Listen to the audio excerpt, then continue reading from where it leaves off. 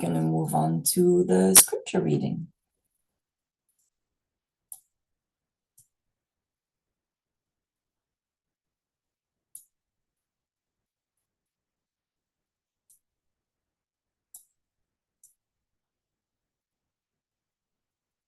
All right. So the Proverbs offer guidance on how to live with integrity, humility, discipline, and reverence. They offer bits of wisdom. They're a great source of things to reflect on. And when we look at them with a metaphysical lens, their messages can deeply connect us with our true self. So today my scripture reading is taken from Proverbs chapter 4, verse 23 in the New International Version of the Bible. Above all else, guard your heart, for everything you do flows from it. And thus concludes the scripture reading. Everything flows from the heart.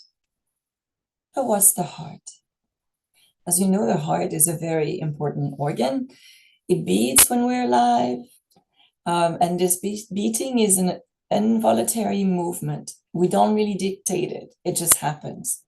Because there's a force deep inside of us that makes it happen. Everything flows from the heart. Our heart connects us with the universe, with our consciousness, and with our ultimate source of love. Without our heart, we do not exist physically, because the life force cannot enter. The life force that animates our heart is our true self, and it is where everything resides. So for us to continue living, to continue being on this planet, we must guard our heart, not only from physical ailments, but also from spiritual and emotional ailments. We need to take care of our hearts, physically, emotionally, and spiritually. I'm not a medical professional, so I'm not going to tell you how to guard your heart physically, but you might already have an idea and a plan that perhaps you execute every day.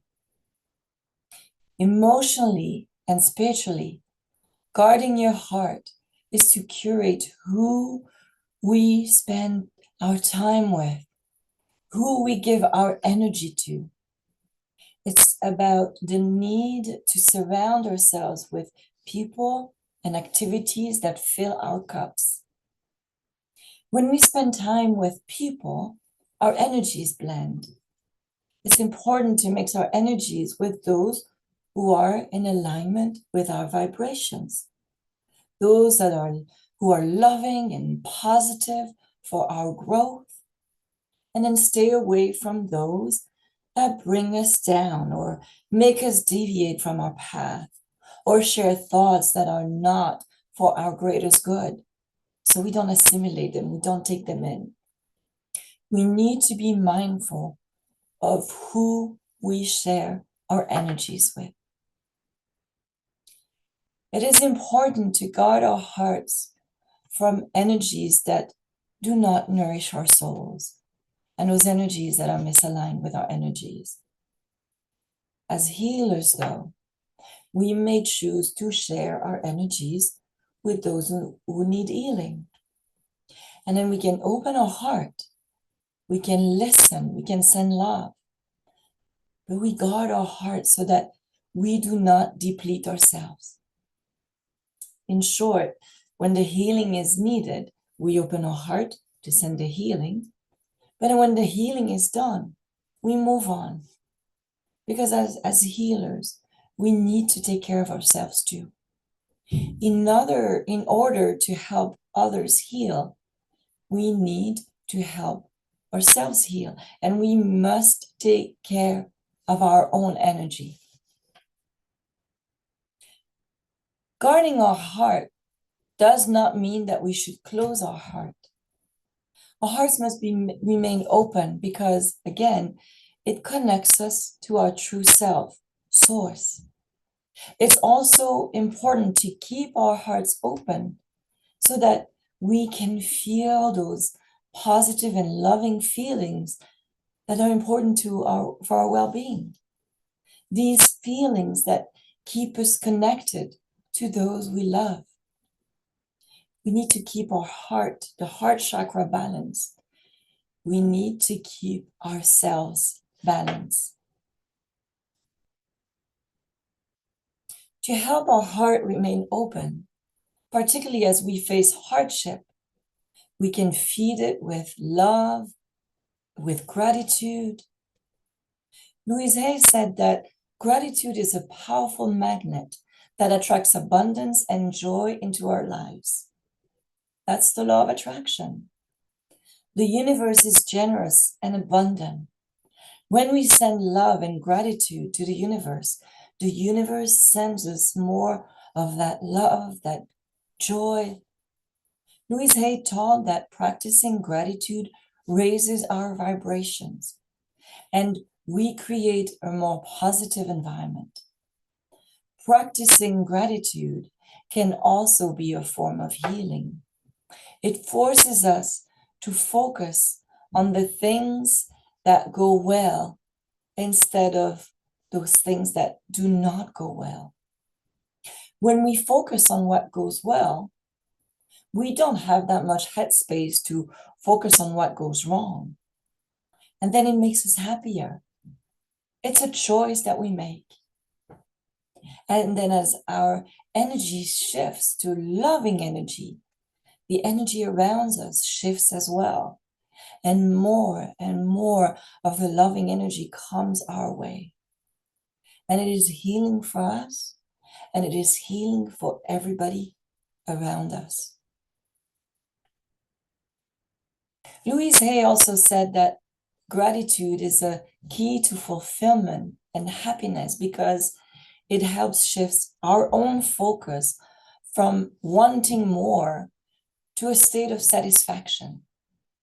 And as we nourish that state of satisfaction, our heart is happier and it is open to more joy. Think of children at the playground. They're playing in the sandbox with other kids. Every child has a toy to play with. But one has a bigger toy, perhaps a bigger truck that can carry more sand. Now, the child with the smaller trucks sees that and they cry because they want the bigger one. But then the parent comes and say, hey, look, you have a dumpster truck. And here, there's a digger. You can use that too. 2 trucks. And then you can move the sand from the ground with this digger and then put it in the dumpster truck. And then the child realizes that they're pretty well off.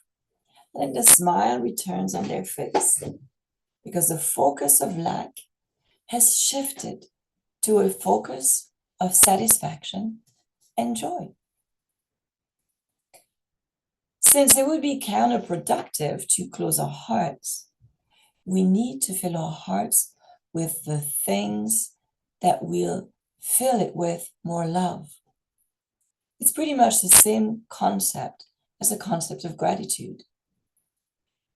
I believe it is important to keep up with the news so we know what's going on around us, but everything must be done in moderation. Perhaps if I were an activist, I would say otherwise. But my path here in this life is the path of a healer. Therefore, I advise you to stay informed, but also to be mindful of what and how much news you consume. Be informed, but in moderation, so your heart can remain happy and open and send healing wherever it is needed. See people, do activities that fill your cup. Spend time in nature if you can. Listen to the oceans or the water flowing in a river. Spend time with your children or your grandchildren or your nieces and nephews. Volunteer. When you volunteer for a cause that is close to your heart opens and you fill your own cup. You feel good. Guard your heart by filling it with things that bring you joy. Guard your heart by exercising discernment. Open your heart to the feelings that will make yourself aware of when you should change course. Let's say if you're focused on something that is not for your highest good and the highest good of others, or if you're engaging in an activity that is not aligned with your path, allow yourself to hear and feel those red flags and then change course. Start your day by setting an intention to be on alert when you're not doing things that fill your heart. As you sit in meditation, you can ask your higher self and your guides and teachers for guidance. And then, if or when something comes up in your meditation, write it down so you don't forget it. If you get any strange feelings, or if you don't get any strange feelings, trust that what you are doing is fine. You're on the right path. The universe is there to support you. When the heart is deficient, the life force cannot effectively penetrate our physical being and energize us. When the spiritual heart is deficient, we lose our connection with our true self and we deviate from our path. We must guard our heart from all the negative or painful energies that surround us. We must choose what and to whom we give our energy, what we focus on, and what we can ignore. Surround yourself with good people, but also with good thoughts that are aligned with your consciousness and the thoughts that will promote your spiritual growth. Nourish your heart. My cardiologist would tell me to have a balanced diet. As a minister, my advice to you is to have a balanced, energetic diet so that you nourish your heart. Guard your heart from harmful energies. Share healing energies and fill your heart with love and healing. Many blessings.